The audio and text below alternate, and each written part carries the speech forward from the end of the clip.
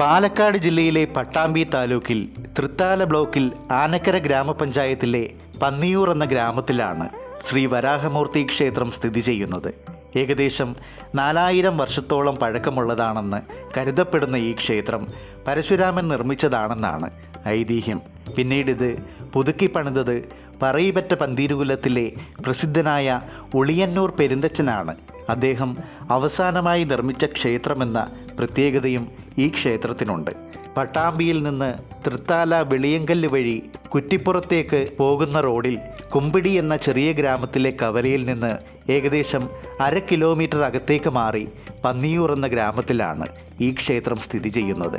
പ്രധാന പ്രതിഷ്ഠ ഭൂമിദേവി സമേതനായ ശ്രീ വരാഹമൂർത്തിയാണ്. കിഴക്കോട്ടാണ് ദർശനം. കൂടാതെ ഗണപതി, ശിവൻ, അയ്യപ്പൻ, ഭഗവതി, സുബ്രഹ്മണ്യൻ, ലക്ഷ്മി നാരായണൻ എന്നീ ഉപദേവതകളുമുണ്ട് ക്ഷേത്രത്തിൽ. കോഴിക്കോട് സാമൂതിരിയുടെ കീഴിലാണ് ഈ ക്ഷേത്രം. തകർന്നുപോയ ഒരു വലിയ കൂത്തമ്പലത്തിൻ്റെ അവശിഷ്ടങ്ങളും ക്ഷേത്രത്തിൻ്റെ മുൻഭാഗത്തായി കാണാം.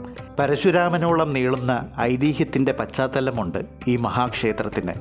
ആദ്യകാല മലയാള ബ്രാഹ്മണരുടെ കുടിയേറ്റത്തോളം പഴക്കമുണ്ട് ചരിത്രത്തിന്. പെരുന്തച്ചനെന്ന ദിവ്യൻ്റെ സ്മൃതികളുടെ സ്പന്ദനങ്ങളുണ്ട് മണൽത്തരികളിൽ. മഹാനായ ആ ശില്പി തൻ്റെ ഉളിയും മുഴക്കോലും എന്നേക്കുമായി ഇവിടെ ഉപേക്ഷിച്ചു പോയെന്നാണ് വിശ്വാസം. ഈ പൈതൃക വഴികളിലൂടെയുള്ള യാത്രയാണ് ക്ഷേത്രദർശനം. വേനൽക്കാലത്തും പച്ചപ്പ് സൂക്ഷിക്കുന്ന വഴി അവസാനിക്കുന്നത് തണൽ വിരിക്കുന്ന അരയാലിൻ്റെ മുന്നിലാണ്. വെട്ടുകല്ലിൽ നിർമ്മിച്ച ചുറ്റുമതിൽ ഇപ്പോൾ പൂർണ്ണമല്ല. ഉള്ളിലെ നടപ്പാതയ്ക്ക് പ്രാചീനത കാവൽ നിൽക്കുന്നു. 10 ഏക്കറോളം വിശാലമായ പറമ്പ്, മതിലിന് സമീപത്ത് തന്നെ വലിയൊരു ജലസംഭരണി. പന്നിയൂർ ചിറ എന്നറിയപ്പെടുന്ന ഈ കുളം പ്രദേശത്തെ പ്രധാന ജലസ്രോതസ്സുകളിലൊന്നാണ്. മത്സ്യതീർത്ഥമെന്നും ഇതിന് പേരുണ്ട്. മുന്നോട്ട് നടന്നാൽ ക്ഷേത്രത്തിൻ്റെ ശ്രീകോവിൽ കാണാം. കിഴക്കോട്ടാണ് ദർശനം. വരാഹമൂർത്തിയാണ് പ്രതിഷ്ഠ. കേരളത്തിൽ ഈ പ്രതിഷ്ഠയുള്ള 2 ക്ഷേത്രങ്ങളേ ഉള്ളൂ. ഒന്ന് തിരുവനന്തപുരത്തെ ശ്രീവരാഹ ക്ഷേത്രമാണ്. ലക്ഷ്മി വരാഹമാണ് അവിടുത്തെ ഉപാസനാമൂർത്തി. ഇവിടെ ഭൂമിദേവിയെ ഇടതു തുടയിലിരുത്തി വരാഹമൂർത്തി ഭക്തർക്ക് അനുഗ്രഹം ചൊരിയുന്നു. പരശുരാമൻ 4000 വർഷം മുൻപ് പ്രതിഷ്ഠിച്ചതാണത്രേ ക്ഷേത്രം. ആദി വരാഹമൂർത്തി വിഗ്രഹമായിരുന്നു അദ്ദേഹം പ്രതിഷ്ഠിച്ചതെന്നാണ് വിശ്വാസം.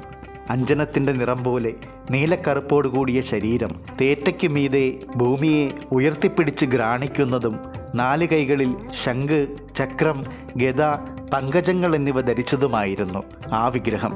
ഇപ്പോഴുള്ള വിഗ്രഹം 1758 പുനഃപ്രതിഷ്ഠ നടത്തിയതാണത്രേ. വരാഹമുഖവും മനുഷ്യ ശരീരവുമുള്ള ഭഗവാൻ ആദിശേഷൻ്റെ പണത്തിൽ വലതുകാൽ ചവിട്ടി വലതുകാൽ മുട്ടുമടക്കി ഇടതു തുടമേൽ ഭൂമിദേവിയെ ഇരുത്തി ഇടതു കൈയാൽ ദേവിയെ ഒതുക്കി വില്ലു പിടിച്ച രൂപമാണിപ്പോൾ. പ്രതിഷ്ഠാസമയത്ത് വലമ്പിരി ശംഖും ഹിരണ്യഗർഭ സാളഗ്രാമവും നൽകിയത് ആധുനിക തിരുവിതാംകൂറിൻ്റെ സൃഷ്ടാവായ സാക്ഷാൽ അനിഴം തിരുനാൾ മാർത്താണ്ഡവർമ്മയാണ്. ശ്രീകോവിലിന് മുന്നിൽ മണ്ണുമായി ഒട്ടേറെ പേരെ കാണാം. ഭൂമി പൂജയാണത്. ഇവിടുത്തെ സവിശേഷതയാണ് ഈ വഴിപാട്. വസ്തുവുമായോ ഭൂമിയുമായോ ബന്ധപ്പെട്ട പ്രശ്നങ്ങളുണ്ടെങ്കിൽ പറമ്പിലെ 4 വശത്തു നിന്നുമുള്ള മണ്ണ് ഇവിടെ എത്തിച്ച് പൂജിച്ചാൽ പരിഹരിക്കപ്പെടുമത്രേ. പൂജയ്ക്ക് ശേഷം മണ്ണ് ഭൂമിയിൽ തന്നെ നിക്ഷേപിക്കണം. പിന്നീട് പ്രശ്നങ്ങൾ പരിഹരിക്കപ്പെട്ട് കഴിഞ്ഞാൽ കാര്യസിദ്ധി പൂജ നടത്തണം. പെരുന്തച്ചനായിരുന്നുവത്രേ ക്ഷേത്രം നിർമ്മിക്കാനുള്ള നിയോഗം. അദ്ദേഹം ഓരോന്ന് ചെയ്യുമ്പോഴും ഊരാളന്മാർ ഭേദഗതി നിർദ്ദേശിക്കുമായിരുന്നത്രേ. ഒടുവിൽ മനം മടുത്ത അദ്ദേഹം പന്നിയൂർ ക്ഷേത്രം പണിമുടിയില്ലെന്ന് ശപിച്ചു. തൻ്റെ ഉളിയും മുഴക്കോലും ഇവിടെ ഉപേക്ഷിച്ചു പോയതായാണ് ഐതിഹ്യം. കല്ലിൽ കൊത്തിയതാണ് മുഴക്കോൽ. ക്ഷേത്ര ശ്രീകോവിലിൻ്റെ പിൻഭാഗത്തെ മതിലിനകത്തുകൂടെ കാണുന്ന കല്ലുളിയുടെ ഒരു ഭാഗത്തിൻ്റെ ചുവട്ടിൽ പെരുന്തച്ചൻ്റെ ഉളിയെന്ന് രേഖപ്പെടുത്തിയിരിക്കുന്നു. മറ്റൊരു കഥ കൂടിയുണ്ട്. തൻ്റെ ഉളി വീണ് മകൻ മരിച്ചതിൽ പശ്ചാത്താപ വിവശനായ അദ്ദേഹം ദേശാന്തരത്തിനിറങ്ങി. ഒരു ദിവസം തളർന്ന അവശനായി ഇവിടെ എത്തി.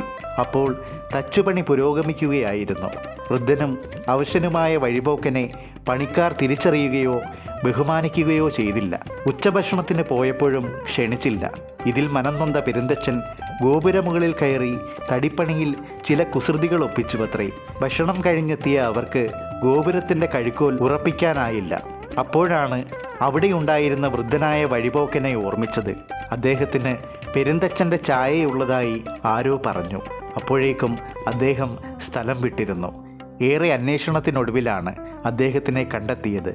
ക്ഷമായാചനം നടത്തി തിരികെ കൊണ്ടുവന്ന് മനസ്സലിഞ്ഞ പെരുന്തച്ചൻ ക്ഷേത്രത്തിലെത്തി പണിക്കുറവ് പരിഹരിച്ചു.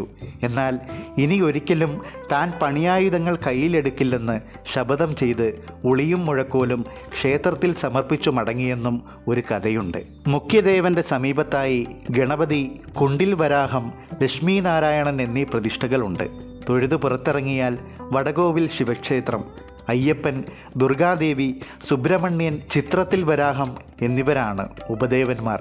ചിത്രത്തിൽ വരാഹം, യക്ഷി, ചിത്രഗുപ്തൻ എന്നീ പ്രതിഷ്ഠകളുള്ളത് പൊളിഞ്ഞു തകർന്ന കൂത്തമ്പലത്തിൻ്റെ അവശിഷ്ടങ്ങളിലാണ്. ബൃഹത്തായ കൂത്തമ്പലത്തിൻ്റെ സ്മരണകളെ ഇന്ന് കാണാനുള്ളൂ. വെട്ടുകല്ലിൽ തീർത്ത പടുകൂറ്റൻ തൂണുകളുടെ അവശിഷ്ടങ്ങൾ എന്നോ നഷ്ടപ്പെട്ട ഒരു പ്രതാപകാലത്തിൻ്റെ കഥകൾ പറഞ്ഞു തരും. ക്ഷേത്രപ്പറമ്പിലെ ശിവക്ഷേത്രത്തോട് ചേർന്ന് പടുകൂറ്റനായ ഒരു ആൽമരമുണ്ട്. അതിൻ്റെ പഴക്കം എത്രയാണെന്നറിയില്ല. അതിൽ ഭീകരരൂപിണിയായ ഒരു യക്ഷി വസിച്ചിരുന്നുവത്രേ. ഗ്രാമവാസികൾക്ക് ഭീതി വിതച്ചിരുന്ന ആ ദുർമൂർത്തിയെ താന്ത്രിക ക്രിയകളിലൂടെ ആവാഹിച്ച് കൂത്തമ്പലത്തിൻ്റെ ഒരു തൂണിൽ ബന്ധനസ്ഥയാക്കിയെന്നൊരു കഥ പ്രചാരത്തിലുണ്ട്. അതേ തുടർന്നാണത്രേ കൂത്തമ്പലം തകർന്നു പോയത്. ക്ഷത്രിയരെ കൊന്നൊടുക്കിയ പാപം തീരാൻ കേരളഭൂമി പരശുരാമൻ ബ്രാഹ്മണർക്കു ദാനം ചെയ്തു. 64 ഗ്രാമങ്ങളാക്കി വിഭജിച്ച് അദ്ദേഹം ഭരണക്രമവും തിട്ടപ്പെടുത്തി. ഈ സമയത്ത് ഭൂമി ഉയരുന്നത് കണ്ട് പരിഭ്രാന്തനായി നാരദ മഹർഷിയുടെ ഉപദേശമനുസരിച്ച് മഹാവിഷ്ണുവിനെ ശരണം പ്രാപിച്ചു. പണ്ട് ഭൂമിയെ ഉദ്ധരിക്കാൻ നാം കൈക്കൊണ്ട വരാഹ അവതാര രൂപത്തെ പ്രതിഷ്ഠിച്ച് പൂജിക്കുക എന്ന് അദ്ദേഹം പറഞ്ഞു. അവിടെ ത്രിമൂർത്തി സാന്നിധ്യവും ഉണ്ടായിരിക്കുമെന്ന് മഹാവിഷ്ണു ഉപദേശിച്ചു. അതനുസരിച്ചാണത്രേ പരശുരാമൻ പന്നിയൂർ ക്ഷേത്രം നിർമ്മിച്ച് വരാഹമൂർത്തിയെ പ്രതിഷ്ഠിച്ച് പൂജാവിധികൾ നിർണയിച്ചത്. ക്ഷേത്രത്തിൻ്റെ തെക്കുവശത്തായി മത്സ്യതീർത്ഥവും നിർമ്മിച്ചു. പന്നിയൂർ ക്ഷേത്രവും പരിസരങ്ങളും പ്രതാപിയായ ഒരു കാലത്തിൻ്റെ ഓർമ്മപ്പെടുത്തൽ കൂടിയാണ്. കേരളത്തിലേക്ക് ആദ്യമായി വന്ന മലയാള ബ്രാഹ്മണരിൽ പന്നിയൂർ ഗ്രാമക്കാരും ഉൾപ്പെടും. അശ്വതി നക്ഷത്രത്തിൽ വരാഹമൂർത്തിയുടെയും ശിവൻ്റെയും പ്രതിഷ്ഠാദിനമാണ്.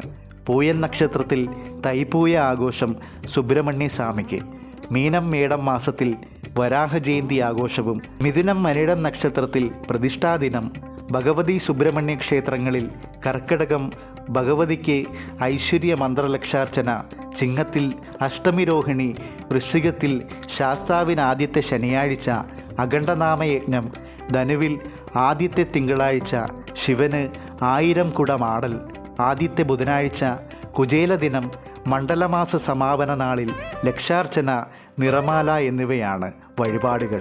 ഏറ്റവും പ്രശസ്തമായ വഴിപാടാണ് അഭീഷ്ടസിദ്ധി പൂജ. മറ്റൊരു പ്രധാന വഴിപാടാണ് ഐശ്വര്യ പൂജ. മലയാള മാസത്തെ ആദ്യത്തെ ബുധനാഴ്ചകളിൽ അപ്പനൈവേദ്യം മറ്റൊരു പ്രധാന വഴിപാടാണ്. ലക്ഷ്മീനാരായണ പൂജ, രുക്മിണി കൃഷ്ണ പൂജ, അഭീഷ്ടവരദാന പൂജ, ദുർഗാദേവിക്ക് സരസ്വത പൂജ തുടങ്ങിയവയും വഴിപാടുകളിൽ പ്രധാനം തന്നെയാണ്. ഉദയാസ്തമന പൂജയും ഭൂമി പൂജയും ഏറെ പ്രധാനമാണ്.